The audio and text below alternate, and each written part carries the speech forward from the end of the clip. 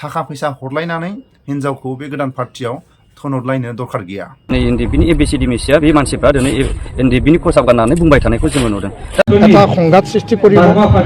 दिपेन बर' सारा बादा होनो हागोन ना हाया? जोंनि खोनानो मोननाय मथे बिपिएफ इउपिपिएल बे मोननै पार्टिनि बिथांमोनहा कंग्रेसजोंबो थांला बिजेपिजोंबो थांला मोननै दोलोजोंबो मानो गाज्रि मोनजानो जोङो आसमलजोंनो जयेन जानोसै होननानै जोंनि खोनानो मोननाय मथे।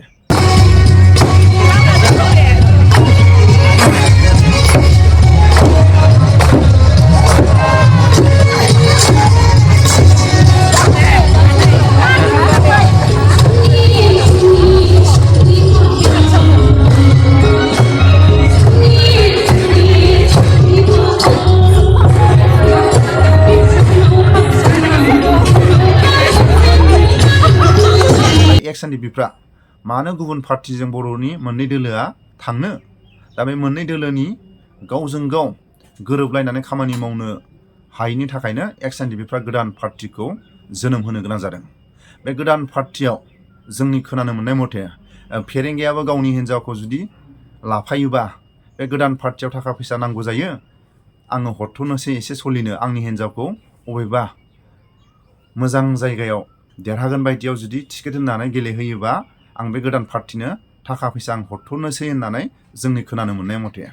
दा सोरबा फेरेंगानि हिन्जावल' नङा, बयबो बिटिसि बिटिआरआव जेसेबां गुबुन जाथिफोर दं बा मोनफ्रोमबो दल संगठननि बिथांमोना बे गोदान पार्टियाव हाबफैनो थाखाय बे एक्स एनडिपिफोरनि गोदान राजनितिक हान्जायाव हाबफैनो थाखाय दरजाया खुला। सोरबा फेरेंगायाल' नङा, थाखा फैसा हरलायनानै हिन्जावखौ बे गोदान पार्टियाव थोनहरलायनो दरखार गैया।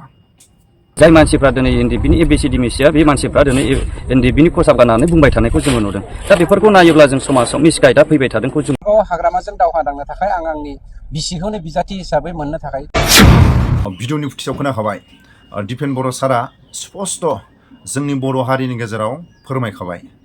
बर' हारिनि गेजेराव मोननै मोनथाम राजनितिक दोलो थायोबा जेंनाया बारा जायो। नाथाय दिपेन बर' सारा बुंनो हागोन ना हाया? जोंनि खोनानो मोननाय मथे बिपिएफ इउपिपिएल मोननै दोलोनि मानसिफ्रा बे पार्टिनि मानसिया बै पार्टियाव थांनो लाजिनाय आरो बे पार्टिनि मानसिया बे पार्टियाव थांनो लाजिनाय। मानो होनोबा गारबोनाय समाव मोननै दोलोजों गावजों गाव बुंथावै खोथाफोरखौ गावजों गाव बुंलायनानै बिपिएफनि मानसिया इउपिपिएलनि मानसिखौ बुंनाय आरो इउपिपिएलनि मानसिया बिपिएफखौ बुंनाय, बेबायदि बाथ्राखौ लानानै दा गावजों गाव गोरोबलायनानै खामानि मावनो थाखाय माखासे जेंनाखौ गावजों गाव साननानै लालायदों। दा बेबायदि जेंनाखौ गावजों गाव बबे लामाजों थाङोबा बर' हारिया जौगानो हागोन बा बिटिसि बिटिआरनि मोनफ्रोमबो जनजातिफ्रा गोरोबलायनानै खामानि मावनो हागोन, बेफोरबायदि साननानै एक्स एनडिएफबिनि गेदेरमा दैदेनगिरिफ्रा गोदान राजनितिक जाहाथे बिपिएफनि मानसियाबो बे गोदान पार्टियाव हाबफैनो थाखाय दरजाया खुला, इउपिपिएलनि मानसिफ्राबो बे गोदान पार्टियाव हाबफैनो थाखाय दरजाया खुला, बिटिसिआव थानाय गुबुन गुबुन जनजाति बिथांमोनाबो हाबफैनो थाखाय दरजाया खुला। दा बेबायदि गोरोबलायनानै खामानि मावनो थाखाय एक्स एनडिएफबिफ्रा गोदान पार्टिखौ जोनोम होनो गोनां जादों। जोंनि खोनानो मोननाय मथे बिपिएफनि मानसिया लाजिनानै सोरबा कंग्रेस बिजेपि एजिपि आरो आसमलजोंसो थांसिगोन होननानै जों खोनानो मोनो। आरो इउपिपिएलनि मानसिफ्राबो थांनो लाजिनानै गुबुन गुबुन माखासे पार्टियाव थांनो लाजिनानै आसमलजोंसो थांसिगोन होननानै जों खोनानो मोनो।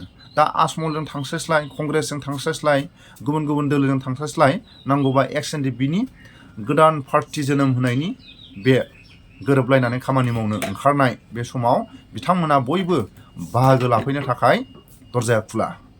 दा जों खोनानो मोन्दों बयबो बाहागो लाफैगोन आरो फेरेंगायाबो गावनि हिन्जावखौ फेरेंगाया हाग्रामा महिलारि सारजों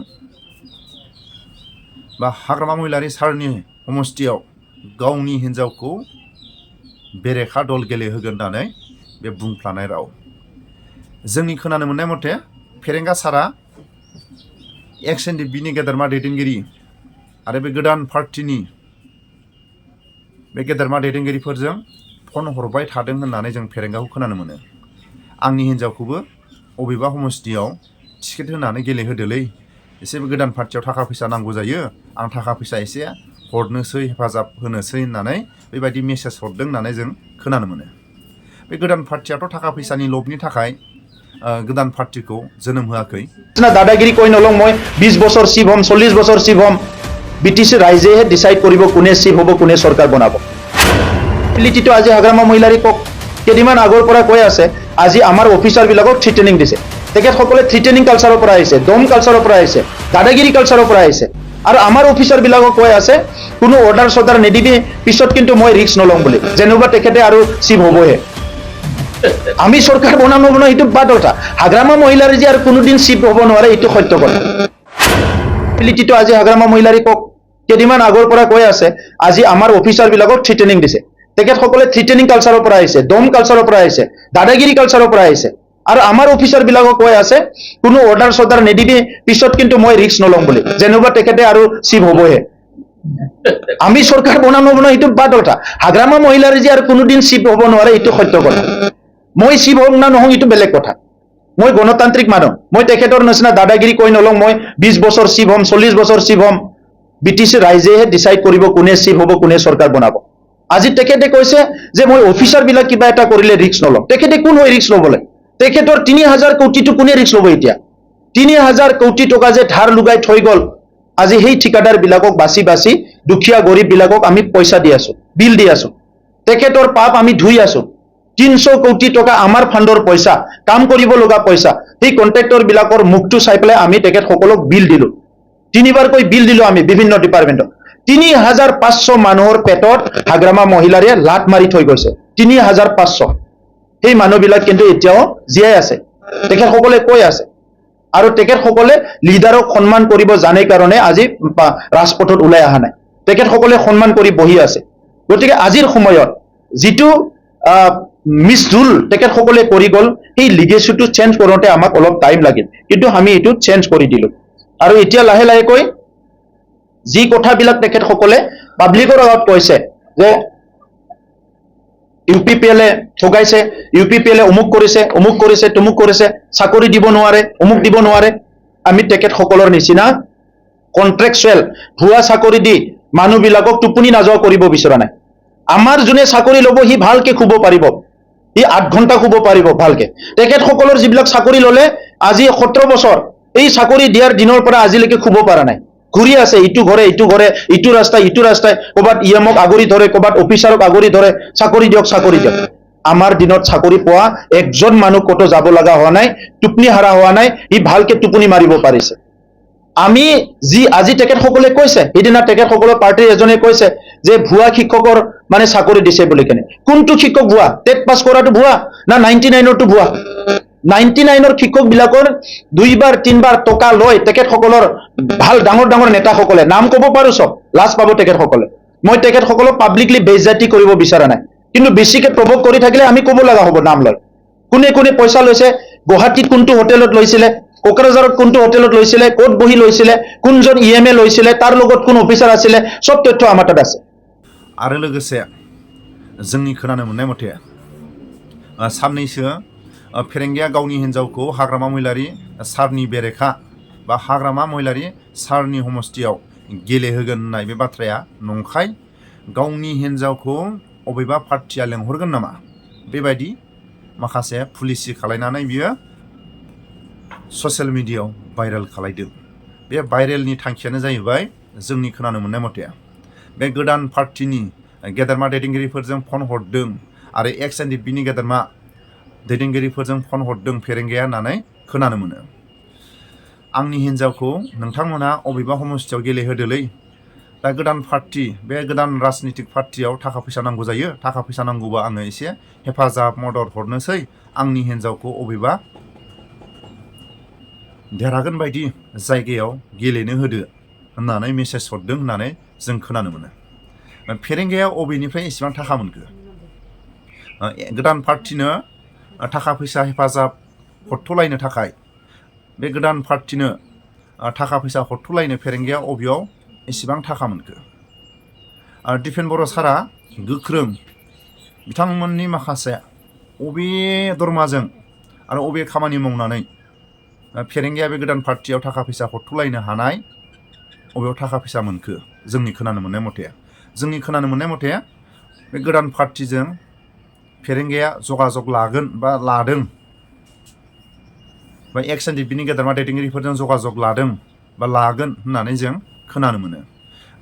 आंनि हिन्जावखौ नोंथांमोनहा अबेबा हमस्टेयाव गेलेनो चान्स होदो आरो नोंथांमोनहा गोदान पार्टियाव थाखा फैसा नांगौ जायो आं हरथ'नोसै बेबायदि सोरनिबा सिगाङाव बुंदों होननानै जों खोनानो मोनो। दा बेसेबां सैथो बे खोथाया स्पष्ट नंथ'वा, अब्लाबो खोथा बाथ्राखौ एसेबाबो हमदांनो हायो। दा दिपेन बर' सारा बेबायदि माखासे थाखा फैसा हरथ'लायनो ओंखारनाय बे गोदान पार्टिनो बे गोदान राजनितिक हान्जानो बेफोरखौ उदिस लानांगौ ना बे 5 बोसोर जायनि सिगां थाखा फैसा अबेयाव गोदान राजनितिक हान्जानो थाखा फैसा हरथ'लायनो हानाय अबेयाव इसिबां थाखा फैसा मोनखो? दिनैनि समाव दिपेन बर' सारा बुंनानै होनो हागोन हाया बे 5 बोसोर जायै समावनो प्रमद बर'आ थाखो न' गोदान गारि लाख सम्पति खामायनाय बहानिफ्राय आरजिनो हाखो इनकुवारि जानांगौ होननानै बुंनो हागोन ना हाया?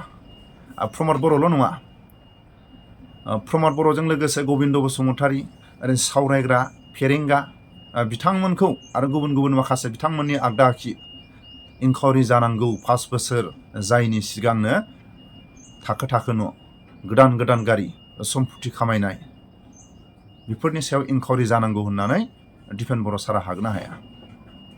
आरो लोगोसे सावरायग्रा सारा ABCD रोङै एक्स एन डि पिनि मुखुब गाननानै माखासे हिर' जादों होननानै बुंदों।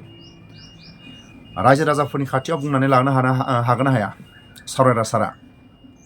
आं मानो थाखाय NDP आफादाव जयेन जादोंमोन, बेसेबां मायथाइयाव आं थांदोंमोन, आं हाबनायनि सिगां सोर गेदेरमा सोर सिनियरफ्रा गुलि नांजानानै सोरबाया गावथार जानानै सोरबाया न' बां आर्मि पुलिसजों थेर बेथेर खालायजानाय बेफोरखौ सोंनानै नायगोन नामा? आं हाबैनि सिगां आं सावरायग्राया NDP आफादाव हाबैनि सिगां सोर सिनियरफ्रा बेसेबां रिटायार लादोंमोन, डिसार्ज लादोंमोन, सोर आर्मि पुलिसजों बुख्रुब जानानै जिरायथ'नानै थादोंमोन, बिथांमोनखौ न' थांनानै खबर लाहैगोन आं होननानै बुंनानै लानो हागोन नामा? सावरायग्रा होननानै बुङोबा गावखौसो ABCD रोङै होननानै बुंगोन। गाव हाबैनि सिगां साबैसे रिटायार जाखो, साबैसे डिसार्ज लाखो, साबैसे मानसिया न' बां आर्मि पुलिसजों थेर बेथेर खालायजाखो, साबैसे मानसिया जिनाहारि खालायजाखो, साबैसे मानसिया गुलि सुलि नांजानानै जिरायनानै थानो गोनां जाखो, साबैसे मानसिया मुंख्लं जानो गोनां जाखो, साबैसे मानसिया जेलाव दंमोन, बेफोरखौ फोरमायनानै लानो हागोन ना? ABCD रोङै होननानै बुङोबा NDPनि मुखुब गाननानै साननैसो थाहैथ'दों होननानै बुंबा सावरायग्रा आरो फेरेंगाखौसो जों बुंनांगोन। बिथांमोना NDPनि जेबो क्लास मोनै बा NDPनि माखासे डिसिप्लिन गैयै सासे NDP गेदेरमा होननानै जों बुंनांगोन। जोंनि खोनानो मोननाय मथे सोरबा गबिन्द, सोरबा फेरेंगा, सोरबा गुबुन माखासे दैदेनगिरिफ्रा बे गोदान पार्टिजों फैनो थाखाय जगाजग लादों होननानैसो जों खोनागासिनो। आरो फेरेंगा बायदियानो बे गोदान पार्टिनो थाखा फैसा हरथ'नो ओंखारदों होननानै जों खोनानो मोन्दों। अब्ला बेबायदि समाव सावरायग्राया बेबायदि बाथ्रा बुंनो समायोना समाया? फेरेंगा बायदियावनो गावनि हिन्जावखौ बे गोदान पार्टिजों दैथायहरनो थाखाय थाखा फैसा हरथ'लायनो ओंखारदों, बेखौ बुजिदोंना नों सावरायग्रा सार? जेब्ला प्रमद बर'जों बा फेरेंगाजों सावरायग्राया जेबो रोंगौथि गैयालै, सावरायग्राया जेबो एक्सपिरियेन्स गैया, गोरलै गथ'नि स्वभाबसो होननानै नोङो इउपिपिएलजों टिकेट होजायाखै? हाग्रामा महिलारि सारनि अननायावसो नोङो टिकेट मोननानै देरहादों। हाग्रामा महिलारि सारा थाखा फैसा खरस खालायनानै नोंखौ देरहाहोदों।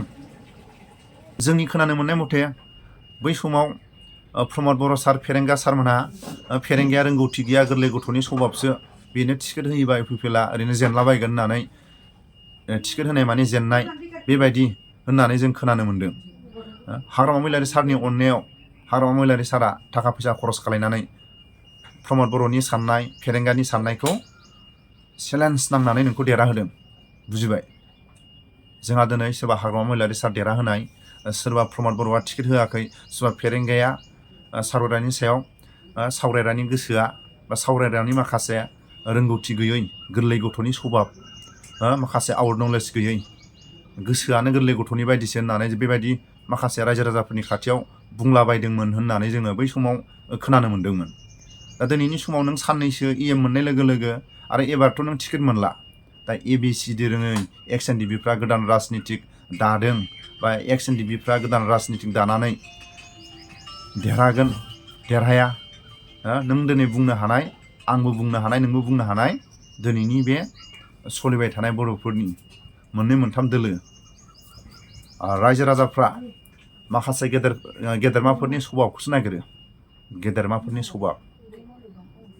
बै समाव गोख्रोङै गुफुर हालाम होननानै बुङोबा जेरावबो बुहुमनि बर'फ्रा मोनथियै गैया गुफुरनि रायजो जानायनि माखासे जारिमिनखौ। बै समाव जोंहा आयंआबो गोख्रों आबुबनि बिबान लानानै खामानि मावबोदोंमोन। जों बिराद थाबायदोंमोनबो आरो बिनो माबा माबि दाबिनाया दंमोन आरो जेरावखि थाङा जों मिथिंबाबो ज' थाङोमोन आरो आं बे समाव प्रेसिडेन्टमोन आबुमनि गामियावबो आं माबा खालामदोंमोन आरो गामिनि ना बे गुफुर हालामनि गामिनिमोन आं ओमफ्राय बिदिनो रायजोफोरखौ आं लिंथुम लांखायो आरो ओमफ्राय बिदिनो बायदिसिना बिनाय हेरिनाय खस्थ' मोननायफोरखौ गावसोर माबायो आरो बुङो। ओमफ्राय आंथ' बे समाव गोरामोन नालाय थांफागासिनोसै आं सनाफुर मानि थांदों लानानै माबा गफुर बायनि ओरै बर'फोर दं नामा आसाम 50-50 होननायाव जेनेबा आबुबाबो गोख्रों माने माखासे आन्दालनाव बाहागो लाबोदों आरो लाबोदों बै समाव माने रायजो राजाफोरखौ आयंआबो बेंनाय जादों आरो दा बे आयंखौ जोंनि बर'फोरनि बुहुमनि बर'फोरखौ होननानै बुङाबो जेबो आपत्ति गैया। बे आयंआ सासे गोरों दुलाराय बर' फरायसा आफादनि सासे बिबानगिरि, बे आयंनिनो फिसाला। रोमै होननानै बुङोबा जोंनि बर' हारिनि गेजेराव रावबो सिनायि गैया। रोमै बसुमतारिया बे आयंनिनो सासे फिसाला। बे सनितपुर डिस्ट्रिक्टनि गोख्रों आबसुनि बिबानखौ लानानै बै समाव बे आयंनि फिसालाया खामानि मावबोदों। बै समाव आयंआबो आबुबनि बिबान लानानै खामानि मावबोदों आरो आयंनि फिसालायाबो रोमै बसुमतारिया गोख्रों खामानि मावबोदों। मानि थाखाय सासे बे फरायसा आफादनि सासे बिबानगिरिया मानो हमजानायमोन आयंआ एसे फोरमायना होगोन नामा? बेखौ हमजानाय मानि बे आबसुनि माबामोन नालाय बियो कालसारनि सेक्रेटारिमोन नालाय दा बेखौ बबावबा दाखाथि जादोंमोन बे माबायावनो अरुणाचलाव। दा बे अरुणाचलनि लामायाव आर'नाइयावनो रोमै बसुमतारि दं होननानै बे आर'नाइयाव लिरना होदों। दा बेखौनो हमनानै लांग्रोबाय आरो बेनिफ्राय हमनानै लांदों बै सनाफोरनि माखासे बुरजाथार। दा बेहा मालाय गवाखैबाबो साबा मानसिया रोमैजोंनो ज' थाफानांदों आरो बै समाव अरुणाचलाव गोख्रों माने बेंलट जादोंमोन। सोर मावदोंमोन मोनथि हायै हाथियार हमग्रा आफादा बेंलट खालायदोंमोन। बे समाव रोमै बसुमतारिखौ बर'नि आर'नाइयाव लिरना गारबोनायाव बे आयंनि फिसाला दुलाराय बर' फरायसा आफादनि माने कालसार सेक्रेटारि नामा? कालसार सेक्रेटारि डिस्ट्रिक्टना सेन्ट्रेलनिमोन आरो बै समाव जेब्ला जोंनि खोनानो मोननाय मथे अरुणाचलाव जेल गैयामोन। जोंनि खोनानो मोननाय मथे लकआवसो गैयाबो लकआवनो जेल जाबाय आरो जेल बायदि। रोमै बसुमतारियाव जेब्ला नायनो थाङो अब्ला दा सोंफैदों सोरबाफोर? रावबो सोंफैयाखै। बेबायदि आयंनि न'खराव बा बै समनि बिबानगिरि दिनैनि ससियेल वार्कार आरो बिनि आयंनि फिसालाया समाजनि खामानि मावग्रा दिनैसिमबो जिरायनानै थायाखै। आयंआबो जिरायनानै थायाखै दिनैसिम गामिनि रायजो राजाफोरखौ स्ट्रङै खेथि आबाद मावनानै बोराय बुरिफोरखौ माब्रै न'खर सालायनांगौ दिनैसिमबो बियो खामानि मावनानै आयंआ खेथि आबाद मावनानै देखायगासिनो दं आरो बेमार गैया। दा खै बोसोर जाखो आयंआ? आं 90 बोसोर जाबाय। 90 बोसोर आयंआ। आरो अबे जायगायाव जोनोम जादोंमोन आयंआ? जोनोम जायगाया बै समनि गलपारा ना मा होनो?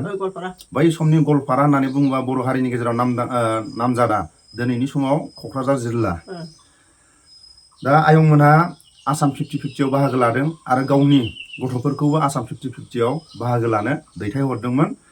दा जोंनि खोनानो मोननाय मथे बे आलुफारायाबो बिटिआरआव हाबबाय। दा आयंनि गोसोआव माबायदि मोनखो?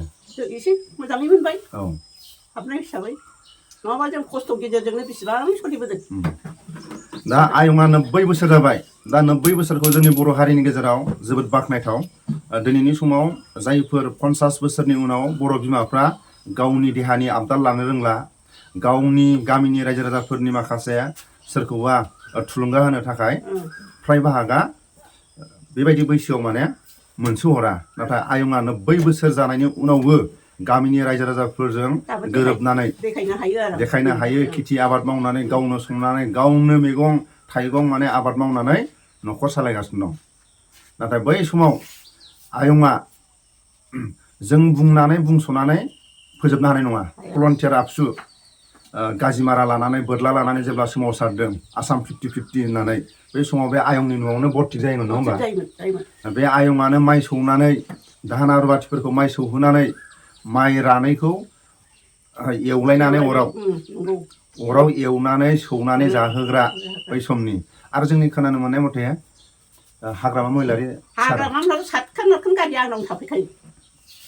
दा खोनाखाबाय बै समाव हाग्रामा महिलारि जोंहा बिटिसिनि चिफ बै समनि गोख्रों बै समाव जेब्ला बिलटिनि सोमावसारनायाव बा आबसुनि सोमावसारनायाव नैबे आयंनि न'आवनो हाग्रामा महिलारि सारा बे न'खरावनो फैयोमोन जायोमोन बे आयंनि खुरनाय संनायखौनो जायोमोन दा मालाबाफोर खबर लादोंना आयं गैया बुदांमुलक बिग्राय बे आयंनि न'आवनो थाफैयोमोन गुफुर आलुपारा होननानै बुङोबा जेरावबो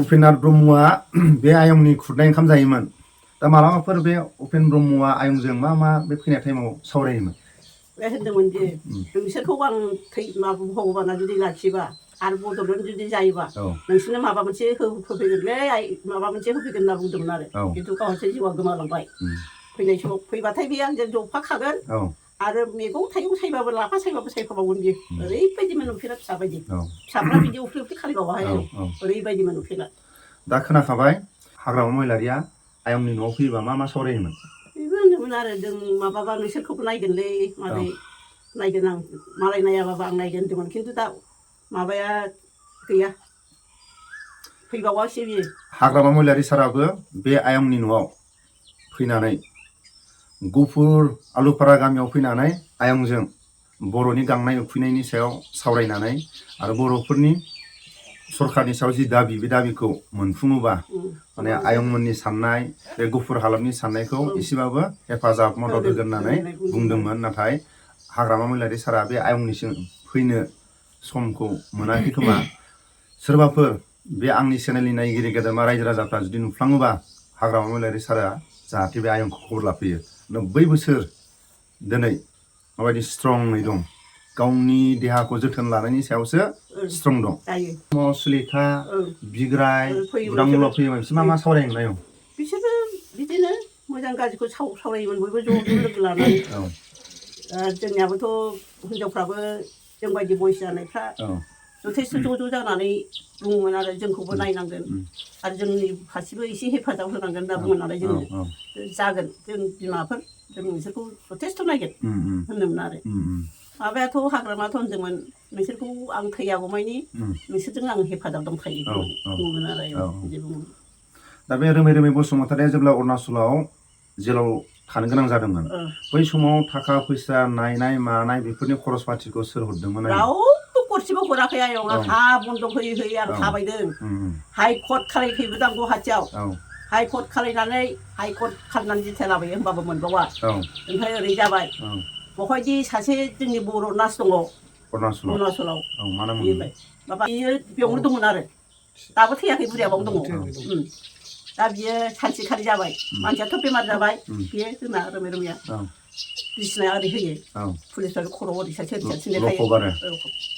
माबायावनो आरो मेडिकेलाव ओमफ्राय बेहा ओरै खरसा जायो आं ओरै खरसा जायो ओमफ्राय फैबाय दे डाक्टारा हर गेजेराव नायफैबाय हाब आइ होनदों आरो हारसाबाबो आइ होनबाय आइ नों मा उन्दुदों बे टिबि बेमारा एम्फौसो बारगोन दे आइ नों बाव दान्दु आंबो बाव हरसे सान आंबो उन्दुबावनो बिनि बिसिनाव ससे उन्दुनानै थायो आं ओमफ्राय बे नार्स बुरियाबो दिउथि दङ बेहा हैदों बावनो ओमफ्राय आंखौ दख'ना गाननाय नुबाय आइ नों बबेनि होनना सोंबाय आंखौ तखन होनबाय आं आलुफारानिहाय आलुफारानि आलुफारावथ' आंहा बिब'बो दं बुंबाय जानो दाना गावसिनि बिब'खौ खोन्थाबाय ओमफ्राय आयै गावहाथ' बेंगलनिफ्राय ओंखामा जानाय गर गैया आं सानफ्रामबो अरुणाचलनिफ्राय फैनानै फुङाव ओंखाम संनानै लांनानै मोनाब्ला थांफिनो सानफ्रामबो बिदि जादों खम खस्थ'नि गेजेरजों खाङाखै आं फिसाखौ बै समाव दुलाराय बर' फरायसा आफादनि बिबान लादोंमोन रोमै रोमै बसुमतारिया बै समाव जेब्ला जोबथेसालियाव दंमोन बे समाव आयंआ रावनिबो थाइसेबो हेफाजाब मोनाखै गावनि न'खरनि खरस गारनानै गुवाहाटियाव हाइकर्ट नांनो गोनां जादोंमोन बै समाव हाइकर्टनि जे उकिल हमदोंमोन बे उकिलनि नामा मा नाममोन आयं आं बे उकिलनि नामखौ बावबायहाय आयं बर'ना हारसामोन बिराद मोजांथारमोन बेबो बै समाव सोरबाफोर बे उकिलखौ लोगो हमनो थाखाय सोरबाफोर लोगो हमना होदोंना ना आयंआनो हारसिं आं ओरैबायदि आयं आंना जेबो रोङाबाबो मानसिफ्रा होनो नालाय उकिल मोजांबा बे नायल' बिनि चेम्बाराव माबायदि ओमफ्राय सिटिं सिटा जाखागोन दे ओमफ्राय बेखौनो हमबाय आं जाय सिटिं सिटा माबानाय बेखौ हमबाय आं जाबाय जागोन बाय थाबायसो थाबाय थाङा सभाराम गयारिखौ सिन्थायनो लांबाय आं बेबो हाया जावैसोखौ लांबाय जावैसोबो थांबाय आरो बै माबाया गलाम मास्टारा बिस्रा साख्रि गोनाङा मोनो होननानै बेखौबो लांबावबाय आं गैया जाया जावैसो होननाय माने सोर जावैसोआ जोंनि बर' हारिनि गेजेराव सिनाय मोनै रावबो गैया सानसे समनि गोख्रों बिबान लानानै बिपिन गयारिया बे आयंनिनो बिजामादै रोमै रोमैनि बिबनां ओमफ्राय बै समाव जेब्ला उपेन ब्रह्मआ फैयोमोन बै समाव आयंनि फिसाला फिसाजोफ्रा बेसे गिदिरमोन 7, 6 मोनजोब्बायमोन खोमा रोमै रोमैया नङा बेथ' रोमै रोमैयाथ' माबायाव फरायखाबाय शिलंआव फरायखाबाय बेसेबां फरायनाय बे रोमै रोमैया माबा बिखौ पास जाजोबाखै शिलंआवनो बिएखौ फरायखायदों आरो बै समाव माने आयंआ बा उपेन ब्रह्म जेब्ला फैयोमोन बे समाव रोमै रोमैया बिए फरायगासिनो दंमोन ओमफ्राय बै समाव जेब्ला रोमै बसुमतारिया फरायफुनाय टाइमाव आं साख्रि लागोन ना बर'नि थाखाय आं खामानि मावगोन होननानै आयंनि सिगाङाव बुङो आं साख्रि नाङालै आं रायजो राजाजोंनो माबाना गोरोबनानै थानांगोन होनना बुङोमोन आरो आं रायजो राजा जेखौ मा मदद होयो आंबो बेखौनो मदद होगोन बुंबाय थाखायोमोन साख्रि नाङा दा साख्रियाबो गैखाया दा मोनखाखैबो दा आयंनि खुगानिफ्राय खुद खोनाबाय बै समाव बर' हारिनि गेजेराव बिए पास होननानै बुङोबा नागिरनानै डिस्ट्रिक्टआव सासेबो मोनामोन बिए पास मानसिखौ माने डिस्ट्रिक्टआव सासे गाहामल' मोनोमोन बै समाव शिलंआव आयंआ गुफुर हालामनि आलफ्रा गामिनिफ्राय फरायनो दैथायहरदोंमोन बे समाव आयंनि न'आवनो गुलि उपेन ब्रह्मआ फैयोमोन आरो आयंनि फिसाला रोमै बसुमतारिया साख्रि होननाय मालाबाबो साननाय गैयामोन हारिखौ जौगाहोनो जाथिखौ जौगाहोनो थाखायल' सानहर आयंजों सावरायलायनाय जायोमोन आरो आयंआबो बादा गैयामोन ओमफ्राय बे फरायनाय टाइमाव अबे जायगायाव बेसेबां माबायदि खस्थ' खालायना फोरोंनाय आयंआ बे गुफुर हालामावथ' कलेज गैयामोन बर'फोरनि जायगायाव गैया एसे खिथागोन नामा आङो बेखौ फरायनो दोननाया आं माबायाव लखिमपुराव फरायहोनो नागिरदोंमोन फराया ओमफ्राय तेजपुराव फराय आं हैनो हाया फैसा होमबा गुवाहाटियाव फरायदो आं गुवाहाटियावबो फराया आं शिलंआवनो फरायगोन आंथ' फैसाबो फाथायनो बारा रोङा एसे गोजान फरायसै जागोनलै आइ फैसा हरनायालाय मा खोथा आं शिलंआवनो फरायगोन होनना बुंथारबायबा आरो शिलंआवनो हरबाय आं बिदि जादों दा आयंनि गोसोआव दुखु मोननाय दं नामा उन्दैनिफ्राय दाव अननानै शिलं गुवाहाटि गुबुन जायगायाव फोरोंनानै साख्रिबो लानो रोङासै बर'नि आसाम 50-50 होननायाव बाहागो लाबाय दिनै जेबोखौनो मोनासै दा बेफोरनि सायाव दुखु मोननायफोर एसेफोर दं नामा दुखुआलाय मोननानै थासिगोन आयं इसेबां हाजार थाखा फैसा गारबाय मा खालामबावो मोनमालाय फामोन दं बेनो जादों दा बिपिन गयारि होननानै बुङोबा आयंनिनो बिजामादै बै समाव एखे आन्दालनाव बाहागो लानाय ओरैनो माबाया जोंहा बे गुमै बिपिन गयारिया जेब्लानिफ्राय आयंनि बिजामादै जादों ओमफ्राय बर' हारिनि गेजेराव खोब गावनि बिबानखौ लानानै खोब बर'फोरनि मावनो गोनां खामानिखौ मावबोदों दा आयंआ बिजामादैनि खामानि मावनायखौ रायजोनि खामानि मावनायखौ बेसेबां जाफुंसारनाय मोनदों ओरैनो बिराद मोजां मोनो आं खिन्थु मा खालायनो जोंना बिजामादैया बिमा गैया बिफा गैया मावरिया बेखौ आंनि आखाइजोंनो आं मेट्रिक पास खालायदों बिजामादैखौ आयं दे ओंखायनो दा आंखौ बेमार आजार जाबाबो फिसा हौवाफ्रा नायफैयाबाबो बिजामादैया ओंखाम थाइसेबाबो हर गिदिर नायनो होफैयो दे इसोर दं भगबान आं मालाय फिसाखौ अननाय होनो हाबा दा बुंनानै फोजोबनो हाया हाया। आयंनि जारिमिनखौ गावनि गथ'खौ फोरोंनाय उपेन ब्रह्मआ एखेलोगो ओंखाम जानाय हाग्रामा महिलारि सारा ओंखाम जानाय जायफोर जोंनि बर'नि कालसारनि देंखोगिरि बिसोरबो एखेलोगो आयंजोंनो ओंखाम जाफानाय ओंखाम जाफानानै थांनाय आरो गावनि बिजामादै गावनो मेट्रिक पास खालायनानै होनाय बायदि जादों बिनि थाखायनो दिनैसिमबो बिजामादैया गारनो हाया बावनो हाया माब्रै गावनि बिमा बिफाखौ अननांगौ बिखुनजोबाबो गावनि बिमा बायदि जानाय लोंनाय देहानि खबर लानाय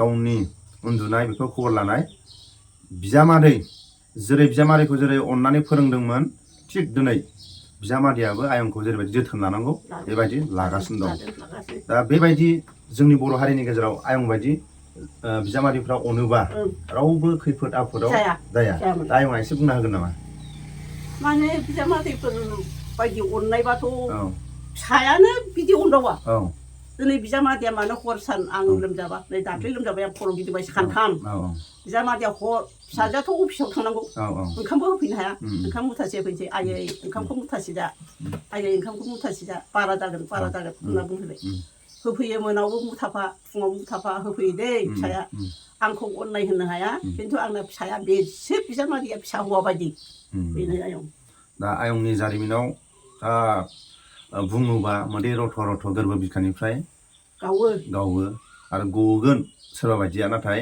बै मोदै गजासिम जों सावरायथ'ला लोगोसे जेब्ला उपेन ब्रह्मआ फैयोमोन गामसा गाननानै बांसिन थायोमोन ना लंपेन्ट गाननानै थायोमोन गामसा गानो दै फैबाथाय गामसाखौ सोलायखाबाय बे आंहा गामसाफ्राबो रेडि थाखायो नालाय 10 गान 12 गान आलिना दोनखायो संखायाव फैयो आरो गानफ्राय फैयो गावसोरनो ओमफ्राय हाग्रामा महिलारि सारा बेबो गानफैयो ओमफ्राय हाग्रामा महिलारि सारा आयंजों मा माखौ बांसिन मोजां रायलायोमोन बिदिनो बायदिसिना न'खरनिबो खोथा रायलायो आरो मा जालांगोन मा मालांगोन बेफोरखौ बुङो मोजाङै था आयै मोजाङै था नोंसिनाबो सानसे समाव माबा जानो हागौ होनना बुङोमोन आरो दा बिसोरजों फैफाग्रा लिडारफोरनि साफा सानै नामफोरखौ गोसोआव गैया आं गोसोआव गैला आयंआ सातखान गाहाम मानसि लानानै फैनाय 7 खान गारि गाहाम फैयो बै समाव क'क्राझारनिफ्राय गुफुरनि रायजो राजाफोरजों मोजां गाज्रि गुफुरनि बै समाव दावहा होननानै बुङोबा गुफुरावनो फार्स्ट बर'फोरनि दावहा बे दावहानि माखासे बर'फोरनि न' बां सावग्लुंजानायखौ खबर लानो थाखाय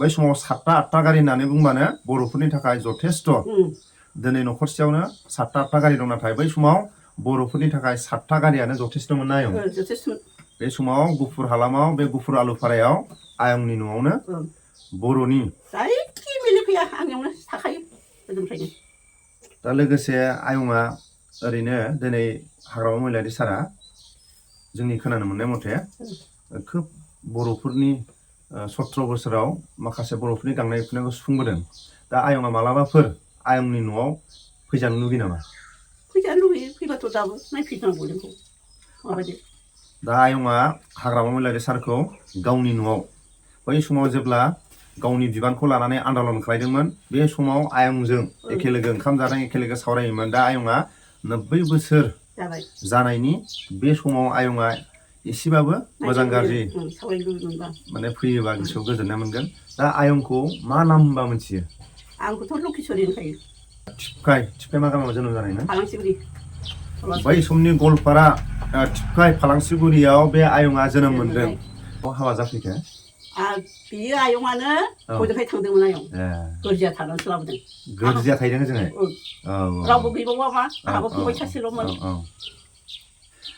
बे आयंनि हौवाया दा गैला रुंसारि जाबाय दा बे आयंनि हौवाया थिपकाय फालांसिगुरियाव गोरजिया थाहैदोंमोन बिनि उनाव फिनै गुफुर हालामनि बांसिन हा गोनां आरो बै समनि देरसिन माहाजोन होननानै बुङोबा बे आयंमोनानोमोन गोरजिया थाहैनायनि उनाव फिनै गावनि बे आयंनि जोनोम जायगा ना बोरायाबो बेनि नङा खोमाहाय गोदानसो खारबोनाय बेबो बे थिपकायनिनोमोन आयंनि नामा मा नाममोन रेगां बसुमतारी बै समनि सरखारि गावबुरा नामा नङा गामिनि गावबुरा 30 बोसोर गामिनि गावबुरा 30 बोसोर मावदों आयंनि जायगायाबो थिपकायावनो ना थिपकायावनो मोन जाहैदों जोङो रेगां गावबुरा होननानै बुंबा सिनायै रावबो गैयामोन गुफुराव दा जों सम मोनोबा मालाबा आयंजों मोजां गाज्रि सावरायबावगोन दा आयंनि न'खराव बर'नि जारिमिना हाबनानै दं। जायफोर जोंनि बर' हारिनि जायफोर निउस बुथुमगिरि, जायफोर बर'नि जारिमिन लिरगिरि बे आयंनि न'आव फैयोबा बर'नि जारिमिनफोरखौ उपेन्द्र ब्रह्मआ आयंजों मा सावरायोमोन, मा ओंख्रि जानानै मोजां मोनोमोन, आयंजों मा खोथाखौ सावरायनानै मोजां मोनोमोन, हाग्रामा महिलारि सारा आयंजों मा सावरायोमोन, बै समनि आन्दलनखारि आरो गुफुरनि जाथायफोरखौ जायफोर जोंनि रादाब बुथुमगिरि बर'नि जायफोर जारिमिन लिरगिरि बे आयंनि खाथियाव फैयोबा बयबो मोनलांगोन। दा आयंनि बैसोआ 90 बोसोर जानायनि उनाव आयंनि देहा दिनै दं दिनै गैया। 90 बोसोर जानायनि उनाव गावनि आगोमा जिउखौ दिनै दं दिनै गैया फोथायनो हाया। दा बेनि थाखायनो जोंनि बर' हारिनि जायफोर जारिमिन लिरगिरि रादाब बुथुमगिरिफ्रा आयंनि न'आव फैनो थाखाय लामाया खुला। दा आयंआ जोबथारनायाव फंनैसो बाथ्राखौ आं बुंनोसै। जोंनि खोनानो मोननाय मथे बै समाव जेब्ला आसाम 50-50 जों जायफोर गान खनगिरिफ्रा खोब गानजों रायजो राजाफोरखौ आन्दलनाव गोख्रोंसिन खालायोमोन। दा आयंनि फिसाजोआबो सासे गान खनगिरि होननानै जों खोनादों। दा मा नाम आरो मा गान खनदोंमोन बै समाव एसे फोरमायगोन नामा?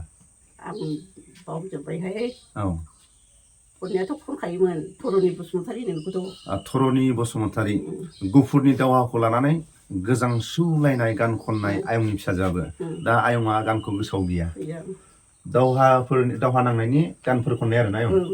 न' बां सावग्लुंजानायनि गान। दा आयंआ गानखौ गोसोआव गैला। आंखौ गोसोआव गैला। 3 मास गाहाम हाजोआव थाहैनांनाया देमालिहाय।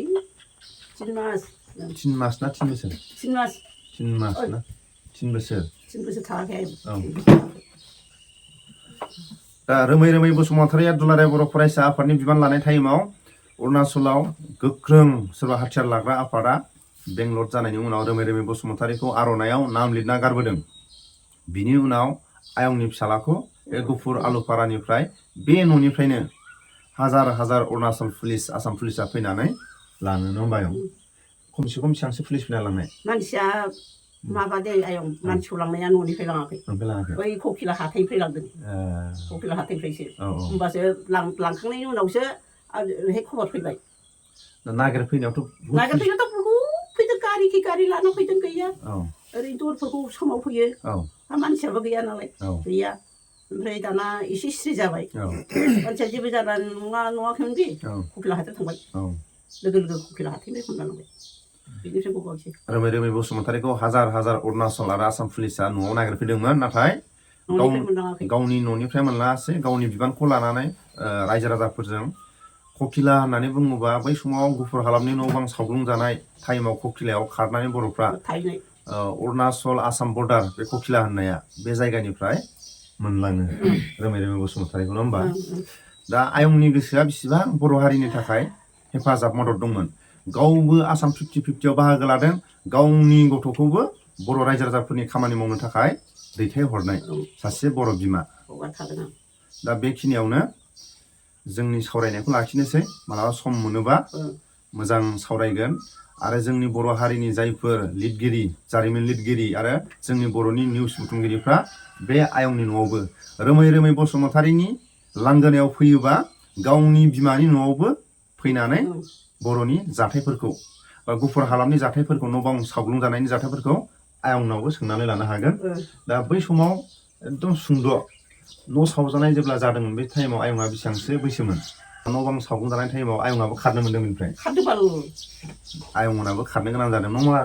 शिलंआव दंमोनबा रोमै शिलंआव। बिनिफ्रायसो फैनानैसो दा माबा फैनोसै, सावखांनानैसो। आयंमोनाबो सावजादोंना नङा? सावजाजोबदों, गैया। दा बे गासिबो बे न'आ गासिबो दा ओरैनो दं आं माबानानै। न'आ खम बुरजामोन आंहा मालाय। बाख्रियानो बिनिफ्राय बैसोमोन।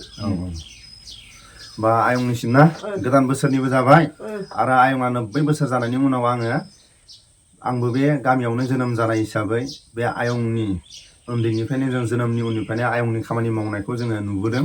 खोब रायजोनि खामानि मावनानै आयंआ मोजां मोनो आरो समाजनि खामानि मावनायाव आयंआ जोबोद आखा फाखामोन। दा आं बे बैसागुनि बोथोरावनो आयंखौ एसे खबर लाफैदों। दा आयंखौ बेखिनियावनो बैसागुनि थाखाय आयंनिसिम खुलुमबाय आं। आरो फैगोन बोसोराव जों लोगो मोनलायबावथों आरो।